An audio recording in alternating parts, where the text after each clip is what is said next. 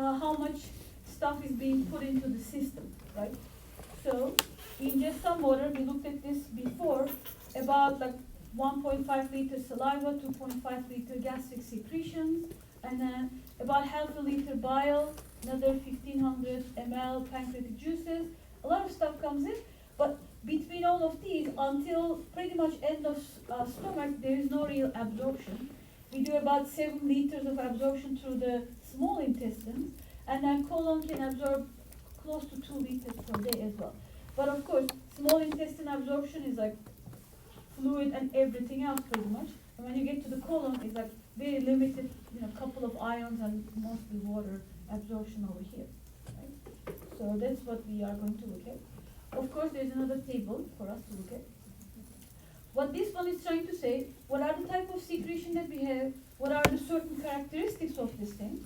So if you just look at it, right, it's not really too bad. What is trying to say, ladies and gentlemen, okay? So if you look at your saliva, it's like high bicarbonate solution, and I'll show you the figures why is it like that. So we start by bicarbonate solution.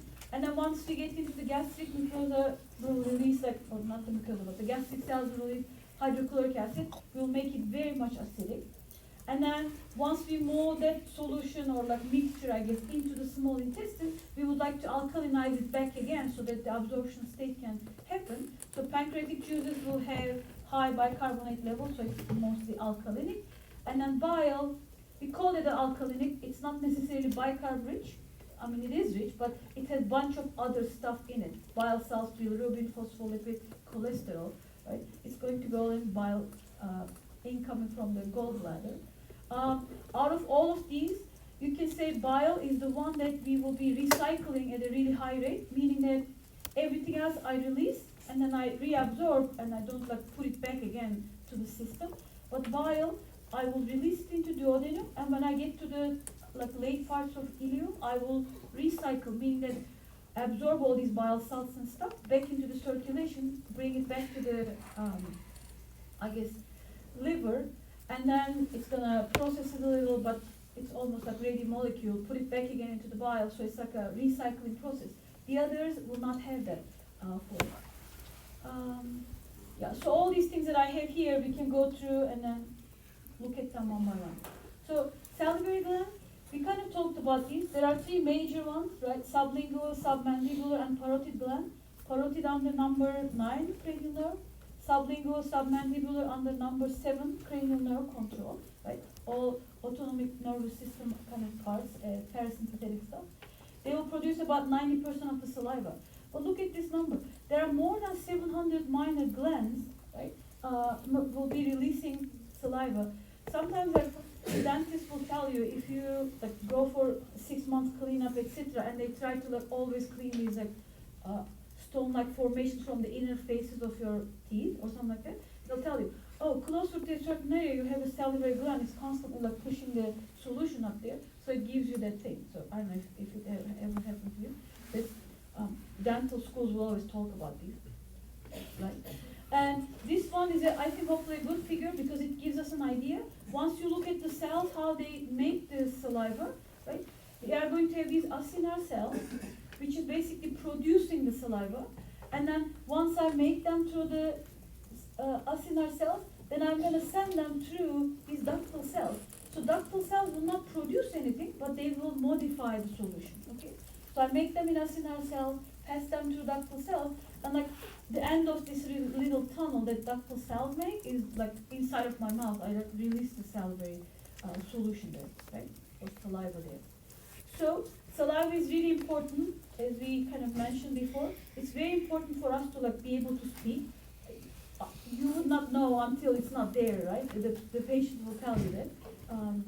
Anyhow, xerostomia, if you hear that, it's called dry mouth. This could be part of several systemic disorders, or sometimes because of the, anticholinergic type of drugs that people take for other reasons might create dry mouth for them.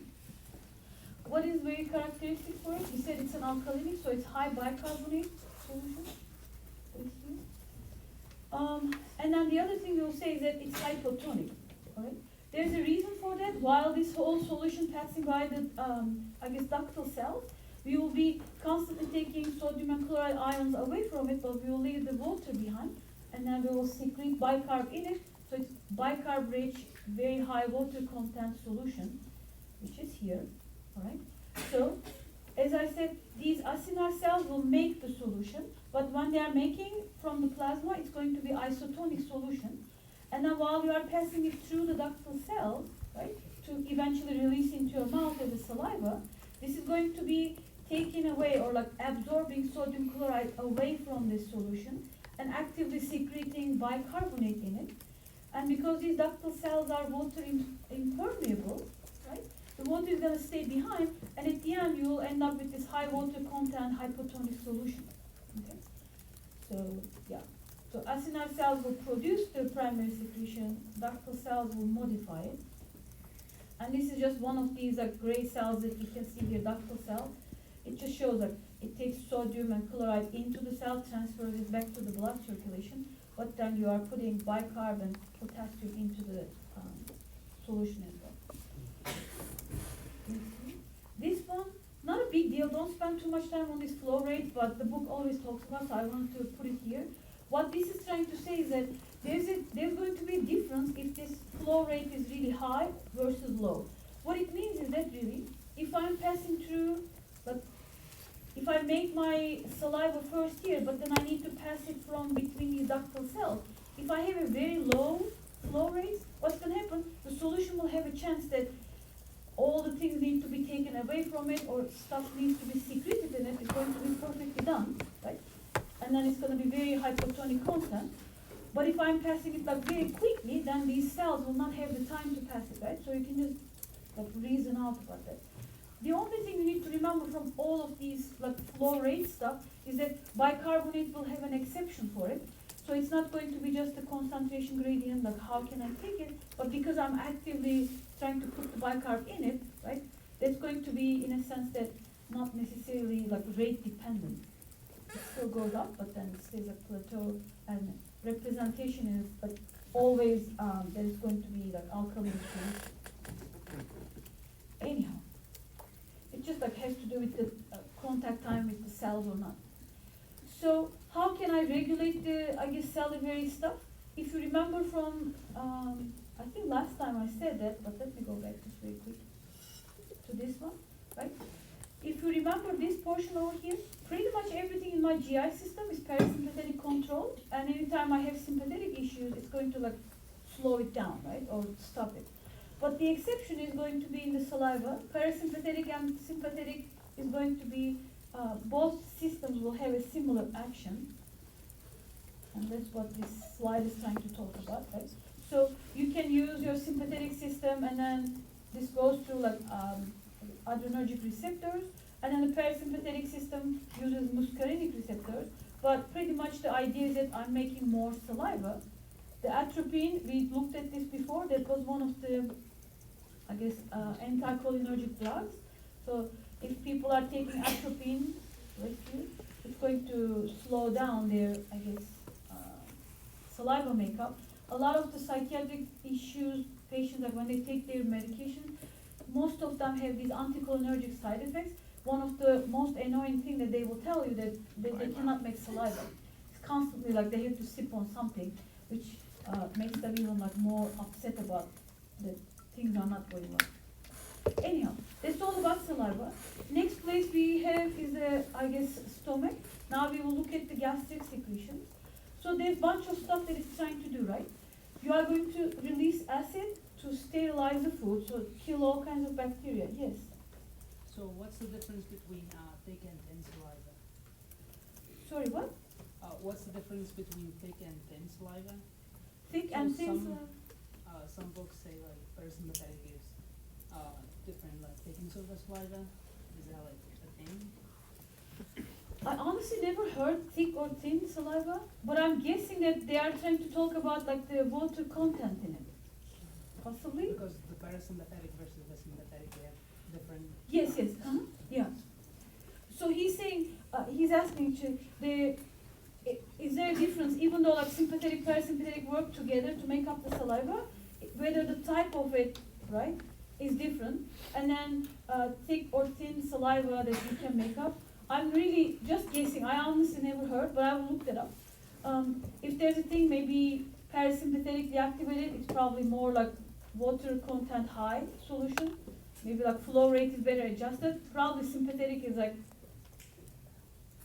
if we have to pick one, I don't know. I think like the thick one would be the sympathetic and thin one would be the parasympathetic because it has more hypotonicity in it. But again, I'm just completely making this up, so could be either one. But I'll look it up. I've never heard the term, so thank you for that. Okay, so we are in the gastric stuff. So acid is right there. Parietal cells will release HCl. I have a low acidity, helps me sterilize the stuff. And then also, even though I'm not going to start the absorption process, very small amount happens. So if there's like high protein ingestion, the activation of pepsin can happen, right? It will release pepsinogen, and then this acidity will help me chop down that into pepsin, so I can start maybe a little bit of the process. Mucus and bicarbonate is for the protection. And again, when you see bicarbonate, please consider that it's in the only mucus area. It's just trying to cover up the epithelial cells looking into the lumen of it, right? It's not necessarily to make the solution bicarbonate rich. It's just for the mucus layer to be bicarbonate so that the cells will not be exposed to very high acidity. We talked about intrinsic factor. We will come back to it again. And pepsinogen for the protein digestion, as I said. So all of these, I guess, things that we have here, hydrogen in the stomach will decrease secretion, of course. If there's too much of an hydrogen already, why would you make further to decrease your pH even further? If there's chyme in duodenum, this is a signal that duodenum wants you to like slow down the acid release so that it can start like the neutralizing process in the duodenum.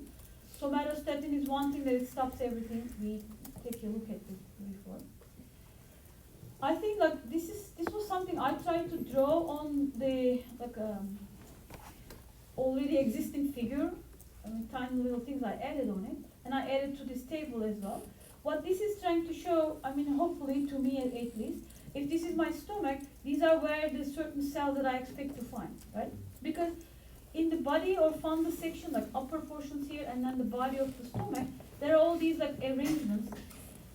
And if you look at the surface of like from inside, if you look into the surface of the stomach, it's going to have these tiny little like duct areas. And on the side of these ductal portions, you are going to have these like mucus cells, parietal cells, and chief cells arranged in this manner. And these chief cells, right, they are the ones going to release your pepsinogen, which is shown here, right? And then these parietal cells will release HCl and also intrinsic factor, remember, for vitamin B12. So parietal cells sits closer to the fundus. If somebody is telling you they remove the fundus, then what's going to happen? Well, if they remove the fundus, big chunk of it, like upper portions of the body and then the fundus, there's no cells left behind to release that HCl because these cells, parietal cells, reside pretty much over here. And then chief cells are in the body of the, I guess, cell. And if you come to the antral area, we have these like G cells to release gastrin to circulation.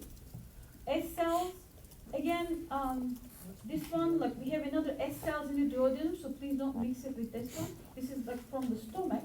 It releases somatostatin to slow things down. Bless you. And this is that famous X cells that I mentioned before. X cells in the antral area. Again, sometimes when people have issues with their like small intestines, if you were to come down like and take out the antral portion of the stomach, they are going to lose their X cells. So there is no communication from stomach to your hypothalamus because ghrelin molecule is not there. Your hypothalamus cannot know, am I in a, you know. Of course, there are other parameters, it will still see it, but the best one to represent it is not there anymore. So it cannot really tell whether this is a fed or a fasting state. It's going to create that problem. All right.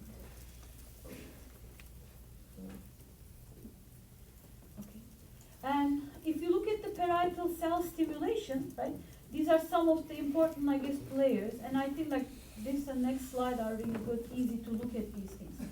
So what happens, if this whole thing is your parietal cell, and you can see there are multiple factors that controls its, I guess, output. So acetylcholine will act through the muscarinic receptors, and then you go through GQ coupled stuff to activate your, like increase your calcium amount. This is going to eventually affect that hydrogen secretion that way. Or you can have gastrin that goes through this cholecystokinin B type of receptor. There's also like an A type, but B type receptors here on parietal cell will activate again the same system. So ACH and gastrin work through the same GQ coupled areas to eventually make you hydrogen secrete. And then histamine goes through its specific like histamine receptors. And then as you can see, it works through the GS coupled cyclic AMP stuff, and it's going to increase the hydrogen release in that way. And anytime you have somatostatin or prostaglandin, it works through the GI system to decrease the cyclic AMP. And this is the thing that we kept talking about, right? Prostaglandins are also part of that arachidonic acid pathway, right? And anytime you have non-steroid anti-inflammatory drugs, it will block that arachidonic acid pathway, either like lipoxygenase and cyclooxygenase pathway, so you don't end up with this protective prostaglandin molecule, and there's going to be a constant increase. Right? So let's say like you take aspirin, block the makeup of your prostaglandin, it cannot now slow down the hydrogen release, then what you end up with, too much of that acidity in the stomach, and eventually these people are more prone to ulcers and stuff, right? That's the mechanism behind it. This one, I just wanted to add some of these very, very important stuff. And believe me now, this is a very common drug, omeprazole, pretty much like so many people use it, very easy to know, right? What it does is like blocks this hydrogen potassium ATPase pump to stop the hydrogen secretion. But that drug was found when I was in medical school. Again, like one day we had a big talk about this, like, oh, there's a drug found in America and this is this one called, and it works on this one. Now, like 30 years forward, it's really nothing. Everybody uses it, right? It's a very common drug, but it's very, very effective. It stops whatever happens at the top, doesn't matter, this will block at the end that hydrogen secretion. But not everyone is responsive, or it's like very powerful drug. So sometimes instead of just using that, you can come and you can use this kind of like dyne, like slash dyne type of drug. Cimetidine is a big one. What happens with that? Cimetidine blocks the, I guess, H2 receptor, so it doesn't activate the cyclic AMP. Kind of like pre-way it affects how much hydrogen can be secreted. And you will learn a lot more of these cimetidine type of drugs. If you remember like dyne for 2, you can remember it's for the H2 receptors, if it helps, right? So, but it affects right there. And also anytime you can give atropine, major like, anticholinergic drug, it's going to block as well the GQ pathway, right? So, but it's a very, very major like drug market. A lot of people are on these type of medications. So there are these also things for acid secretion and how the, I guess, understanding of the release of HCl happens. There are these different phases, right? We have a cephalic phase. Cephalic means like you are thinking about it, right? It's about your head. And then gastric phase and intestinal phase. If you look at this one, gastric phase, yes, it's the 60% because once the food distends the stomach, it understands it, arrived, and then it does the release of HCl. But if you look at it, just the smell and taste and conditioning of yourself, cephalic phase-wise, is about 1/3 of the whole deal. So one of the reasons we are trying to say that if you already eat like frozen food, put in the microwave, put on the plate, you're cutting that 30% of your, like, you're getting full about this idea. But if you actually like start chopping things and then like from scratch cooking, right? And then while you are cooking some flavor and then the smell gets into your brain, the time it takes, it actually gives you that satisfaction to your hypothalamus, so you can be full with a much smaller amount, right? But if you cut that down, that time down, then it's not good because you're really taking this section whole part out. Anyhow, so between those 3 phases, then we release some HCl, and then what's going to happen is that the more HCl I have released into the lumen, I'm going to work through my G cells, and it's not going to release as much gastrin because it's like negative loop feedback mechanism. If you have it enough, why would you ask for more gastrin to come out? And then if there's low pH in the antral area, it's going to increase the somatostatin release, and it's going to slow down the release of HCl from parietal cells. This one just shows the same thing again, because I wanted to ask this very common question. What if a patient had a tumor of the pancreas that secreted gastrin, right, gastrinoma? how might they present? So the normal is that if I see enough HCl in the lumen, I need to go back to these parts, like increase somatostatin, slows it down. Go to my G cells, they slow down the gastrin release, so I don't get back to my parietal cells and activate them further again. But what if somewhere else in the pancreas, right, not inside? So this is normal physiologically. If you have a tumor in your pancreas, then what does it happen? Well, if anytime you have a tumor, it doesn't see anything physiologic, right? It doesn't care who else does what. It's a tumor. It's going to release bolus amounts of gastrin into the system. And because of this tumor in the pancreas, now the stomach will constantly release very, very high levels of HCl. So these people are going to be extremely prone to like different ulcers, especially duodenal ulcers, because this thing is going to be released into the duodenum. That area is not ready to withstand that low pH, and they are going to have like very major duodenal ulcers. Anyhow, this is something that I want to just show one more time. We kind of talked about this in like earlier anemia kind of stuff lecture. But if you remember, vitamin B12 was kind of tricky. What has to happen, it cannot, I guess, live in an environment which is acidic. So what I do, as soon as I eat vitamin B12, I need to tie it to transcobalamin 1. It gets into my stomach.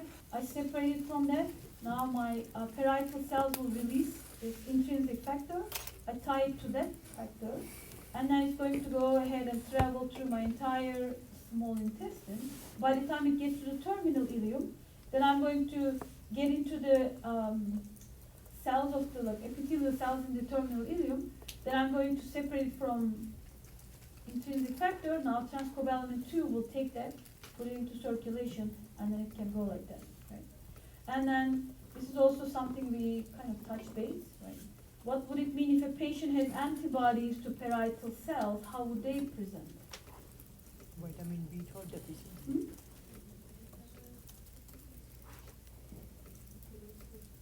Yeah, that too, but specific to vitamin B12, right? So if there's a like a problem that some kind of antibodies are attacking to parietal cells, what's going to happen? Well, then you will end up seeing like some anemias, right? Because the patient cannot really, they will be like deficient of vitamin B12. All right. Another thing that we, I guess, had on our table for the stomach was the pepsinogen secretion. Again, what happens is chief cells will release the pepsinogen. And really, this is not a like, constant release of the thing. If you eat like a big chunk of steak, like red meat, protein comes in, and then it's going to like try to start the digestive process. What happens is that only about like 20%, like 18 to 20% of the whole deal will start in the stomach. Still, the big chunk is going to be completed in the small intestine, right? So, gastrin, ACH will stimulate the pepsinogen secretion, and then once the pepsinogen is there, right, it cleaves the peptides into oligopeptides and begins the protein digestion. If there's really high pH, not enough acidity in the environment, right, it will inactivate the job of the pepsin. So, very many reasons that we should not eat too much like red meat, but that's one another area that is kind of hard to deal with in our bodies, right? So the more vegetarian you are or like less red meat that you eat is better for the environment, carbon footprint, etc., but also for your bodies too. Anyhow, pepsinogen from chief cells, and then very low acidity is a good thing, and then it turns itself into pepsin, starts digesting proteins into smaller oligopeptides, and then these now can go into duodenum. It will chop it down to like amino acids, and then you can take it or absorb it. One thing that we also said in our table for the stomach, we said that mucus layer has to have bicarbonate in it, right? And we also all know there are factors that affect us that we cannot get it. And if you look at these damaging factors, H. pylori is a big one. That one also, when I was in medical school, was found out. They were like, oh, there is this thing called H. pylori. And there are these like different regimens that you have to go through, and there's like set of drugs that these people have to have like for 3 weeks or so. Anyhow, it's a big one. The Another big one is non-steroid anti-inflammatory drugs, right? They will damage the stuff. But look at this one. Pretty much like, if I were to make this table, I would put stress as number one factor. So stress is a very bad thing, right, for all of us. It's really bad on your stomach. A lot of the time stress will create like skin disorders and such. So like psoriasis, for example, when people have, it's very much stress related. It doesn't have to be like, oh, I'm so stressed out today, but you're a stressed person, like overall, will give you that. You can think about migraines are one thing, right? The more stressed you are, the more migraines you have. But a very important factor for the, I guess, stomach health, that stress is like pretty much like very damaging factor. So there are like these things here. Gastric ulcer, duodenal ulcer, Zollinger-Ellison syndrome. This is the one like gastrin secreting tumor that you just looked at. That's the fancier name, Zollinger-Ellison syndrome for it. But what happens is, in pretty much everything, something happens to this protective barrier. The cells, the gastroduodenal mucosa, is now exposed to all these acidic effects, and then they can now get like start digesting the tissue itself, which should not be there, right? So if you hear about ulcer, it's like erosion of the stomach mucosa into submucosa. Right? And again, ulcer doesn't have to be just in the stomach; it can be a duodenal ulcer, right? That's also pretty common stuff as well. So that's about the stomach. The next area we looked at on the first table was pancreatic solution. And again, they are going to be high bicarbonate content and they are isotonic. And as I said earlier, pancreas has like exocrine and endocrine functions. So these are all exocrine release because they have to do with the digestive processes.